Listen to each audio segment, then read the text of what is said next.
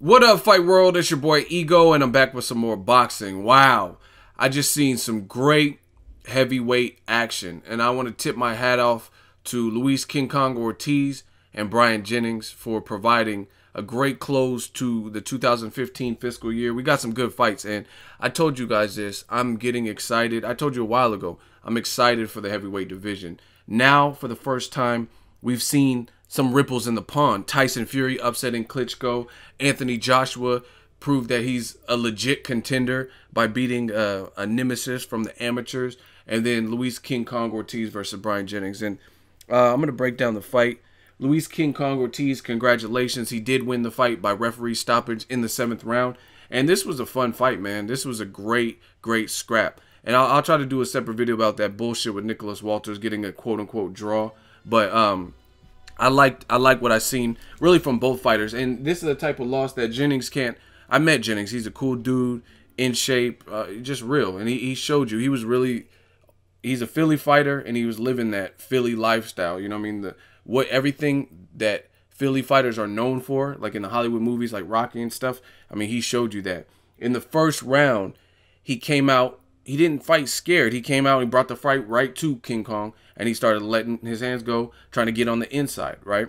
And he got caught with a nasty, I don't even remember all the rounds or every single punch, but he got caught and he got hurt, and he started backpedaling. Now, one thing I didn't really question Luis King Kong's power, but there are questions with, basically, I could see who has power and who doesn't, but power, sometimes when you're at the elite level, it's different. Like, you might be able to knock out C-class fighters with your power, but then you step up with world-class people, world-class chins and stuff, your power may not transition the same. So my basic concern was, yeah, you knock out Latif Coyotes and stuff. He just got knocked out in his last fight. So to me, I knew he had power, but I wanted to see how it would do against somebody, and this motherfucker's power is legit. I mean, he hurt Bryant Jennings, and the way I could tell it's legit is because when he connected, I think on more than one occasion, Jennings like turned away, like turned his whole back towards, you know what I'm saying? That's a sign when a fighter, like, it's like a natural instinctual defense mechanism. Like if you're getting jumped and people are like attacking you or something, you're gonna turn your body and try to defend. You know what I mean? It's just only natural. So this dude has real deal power. Hurt Jennings in the first round. Jennings, somehow being a tough Philly fighter on that Rocky Balboa Philly stuff, he lasted throughout the round, and I'm like, oh man, it's looking bad for Jennings. I like Jennings, but it's looking bad for him. Then out of nowhere, Jennings comes back, he recovers well, and he wins the second round.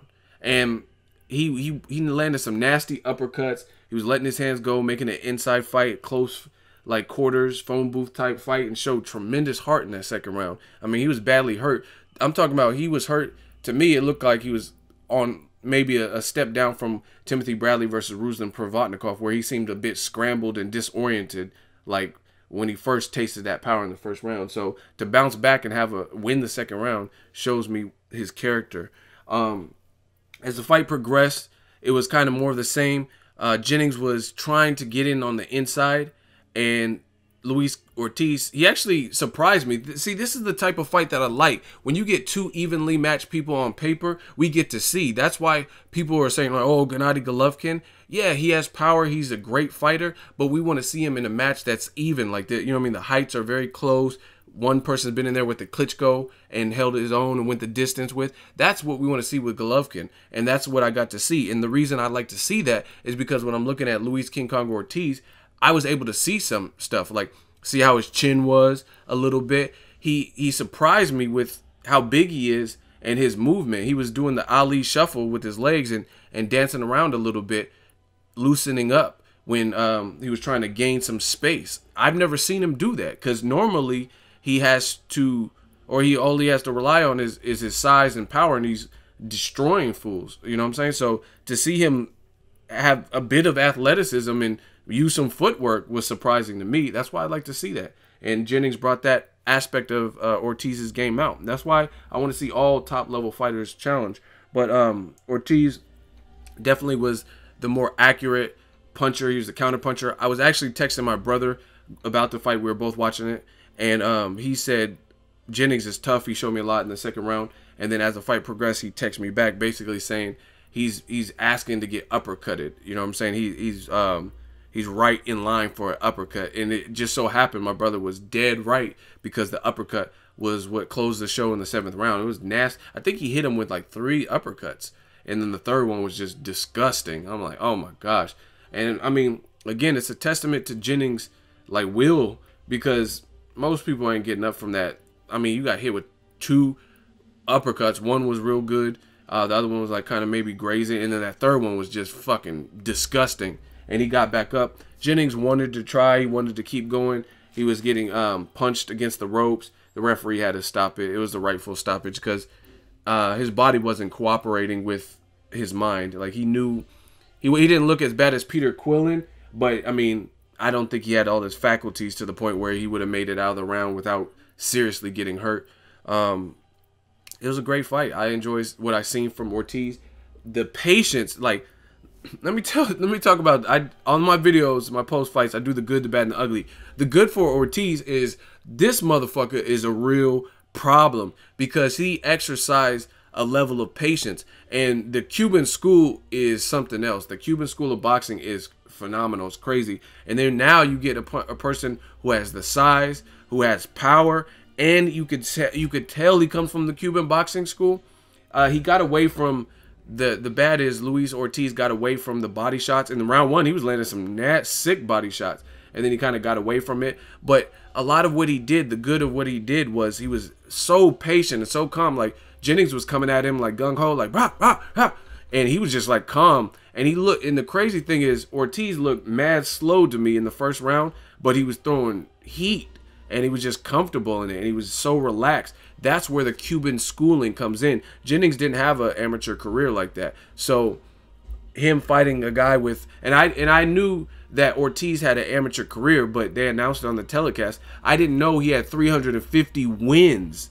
I thought he just had a gang of amateur fights. I didn't know the exact number. So that's where the schooling and the experience comes in. But Ortiz is a problem. Like I said, the size, the power, the patience, it's really shaking up the division. I would love to see Anthony Joshua versus King Kong Ortiz, Deontay Wilder, King Kong versus Povetkin, any of these dudes. I mean, these are like massive fights. Like, all of these fights. Tyson Fury got a belt or belts from beating Klitschko. So, I mean, there was no real losers in this particular fight. Jennings already lost to Klitschko. He lost and had a game effort, but it was just maybe a lack of some of the amateur experience and doing certain things, and you can't do that with a counterpuncher that's heavy-handed like Ortiz was. I mean, Ortiz was throwing smoke, and he was pretty accurate. And just like my brother called it, Ortiz was catching Jennings when he was like lunging in, and it's very similar to what Pacquiao does. Pacquiao lunges in, and you're always there for the uppercut when you lunge in like recklessly like that. You know what I'm saying? Mayweather caught Pacquiao, I think in the 11th round when he fought Pacquiao, with it looked like it clicked Pacquiao's teeth together, even though he had a mouthpiece in. But I mean, they line you right up for the uppercut if you're a precise puncher, like it looks like Ortiz is. Again, not much with the speed, but definitely with the power and then the accuracy. Cuban schooling. Now for Jennings, like I said, he just has to work on the athleticism.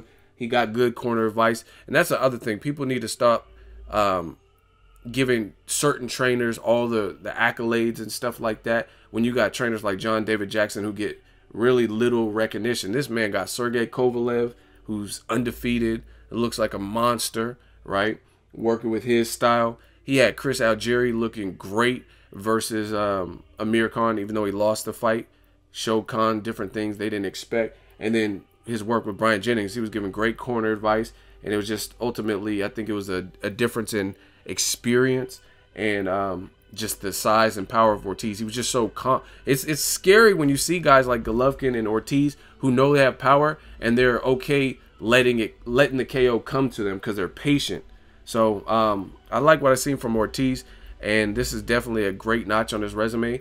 I never really seen Ortiz look, I mean, either he has a hell of a poker face, but he didn't look too hurt, and he ate some pretty good shots.